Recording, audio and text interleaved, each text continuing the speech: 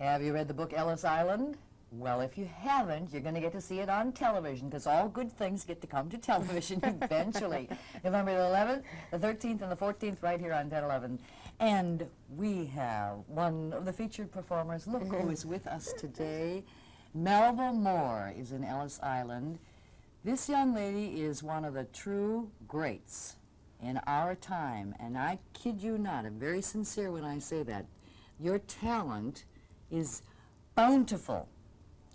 When you should have seen, you probably didn't get the opportunity on Broadway because we're way out in the middle of the country, Melba, you know, in Nebraska. But to see her as Pearlie, winning every award imaginable. That's so exciting. What a big time for you. Let's go back. Let's go back a few years to Hair. May we do that? You started out just a little role in Hair. Well, yeah, that's right. I guess it was a role a little bit, yeah. I always say the chorus because everyone sort of has featured little spots there. And how did it evolve? What happened? Well, what happened was first Diane Keaton left. She was the first Sheila. No, I'm sorry, Lynn Kellogg was. Very tall, beautiful, blonde-haired girl. And she was replaced by Diane Keaton, who went, of course, to go to Hollywood and get all her Oscars, and et cetera. And then another beautiful young lady, Heather McRae, came into the role, blonde and blue-eyed and pretty. And then a series of young women came in, of varieties of color, but they were all Caucasian girls, or white girls, and but the writers and the directors and producers were not happy with their performances, so they kept coming and going. And one of the girls in the chorus suggested that they put the role up for people in the cast as well as outside, because Hair was such a revolutionary kind of a play in the sense that we all interchanged roles, whether interchange the sex, interchange colors, heights, didn't matter for a lot of the roles. And she said, well, does it have to be a white girl? And they said, well, no. They were just so open. I don't think we're ever going to find that kind of openness. I don't know in theater. I mean, it's difficult because usually a play is, you know, it has kind of some guidelines.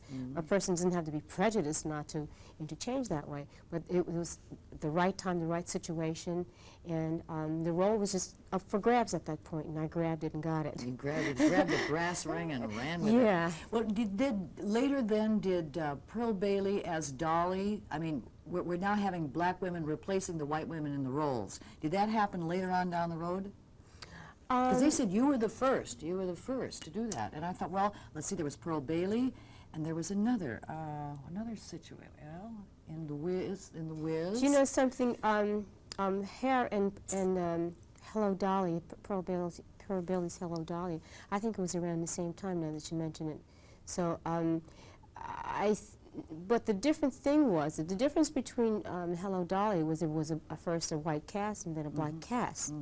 It's not the same thing as someone stepping into the same cast and doing the role with all the same surroundings, perhaps. How do you deal with the fact that you got so much attention in Pearlie? What do you do then when the phone doesn't ring with all the talent you've got, Melba? Fortunately, my phone never rings. That's not my problem. And if they're having trouble with the phone ringing, they don't usually tell me too much about it. I suppose they want me to stay happy. But to be realistic about your question, I think that sure you want the phone always to ring, but what happens is you discover what your real value is, and you discover that you have to stay hungry, and that you cannot get caught up in false ego and false pride, and you have to discover the difference between the love of yourself and your work and just liking to be patted on the back. You have to discover, do you want to work? Do you want to get better at your craft? What is the essence of why you're in this lifestyle? And that, of course, I believe is true, whatever it is you choose to do. Why are you there? Does it enhance you as a person? Does it help you build character? I mean, really, that's what you're talking about. You don't learn those things when the phone is always ringing, when things come so easily to you. I can think of so many instances where I at least believe people have ruined their talent because it came too easy. So the working for it doesn't hurt. It you helps. Grow. It's absolutely, absolutely, I think it's absolutely necessary. All right, now, if you'll explain the role of the character that you're playing in Ellis Island, and you're singing, thank goodness, you're singing, yes. Yeah, well, Flora Mitchum begins her career in New York City, and she's flourishing in Harlem and developing and being very successful.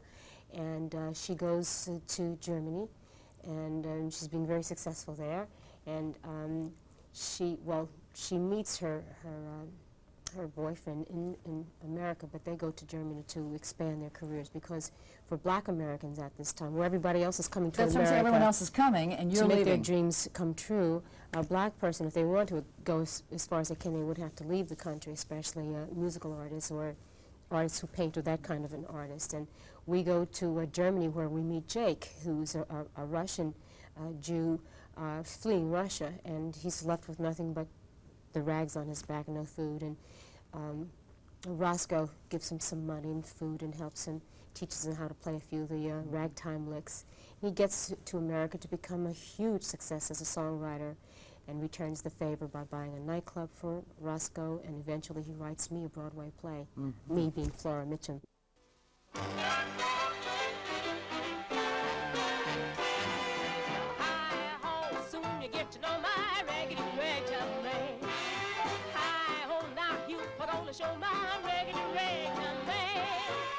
With an unusual name like Melba, did the kids ever razz you? Were you Melba Toast and Melba? Did they ever do anything with that name?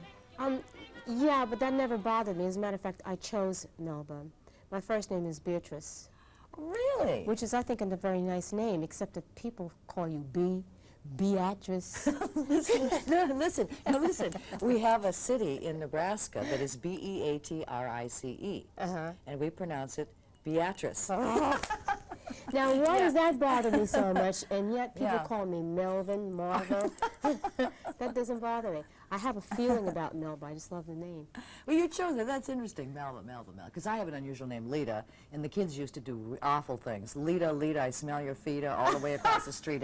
You know, and I thought with Melba, I didn't know that that wasn't your name as a child. Toast, Melba too. Toast and all I mean, that it's kind of my stuff. name, but it's my middle name. It's also my mother's so it'd name. be Beatrice Melba. Right, which is very Moore. pretty the way you say it, but I don't know. I admit perhaps because my mother's name was Melba, and you know how you... Well, the alliteration is nice, too, the M's. Yeah. Melba Moore. Well. This is Richard Burton's last production. Were you aware of any illness while you were progressing in this? Did you do any scenes with him? I had absolutely no scenes with Richard. Of course, I heard that he was going to be a part of it, and I said, oh, wow. Yeah. But unfortunately, no. I was on tour, and I was watching the Olympics, and in the middle of it, they had a bulletin to announce his passing. That's how I found it out. And the way it came, I didn't hear what I heard. I couldn't really quite take it in. And of course, they repeated it and I watched the television as long as I could to see, did I really hear what I heard? And I just imagined many of the cast were like I was, just in total shock. Only 4 actors, I understand, had any scenes with Richard Burton.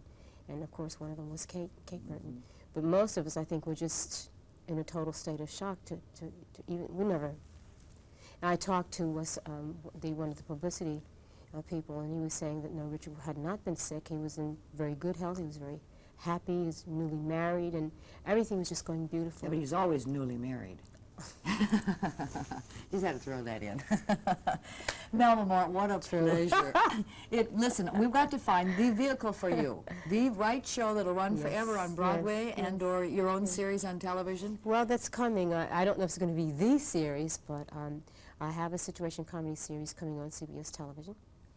And I have another Broadway show that is being, it wasn't written for me, but it is being written around me now. They've chosen me to be the central character, and it's being developed for me. So who knows if it'll be the one, but the door is open. That's the important thing. Kick it. Kick it open. You got your foot in the door, kick it. Melba Moore, what a pleasure. We'll be looking forward to seeing her in Ellis Island coming up November the 11th, 13th, and 14th right here on 10/11. Thank you. Your pleasure. Thank you, Leta. Please stay tuned as 10/11 Morning continues.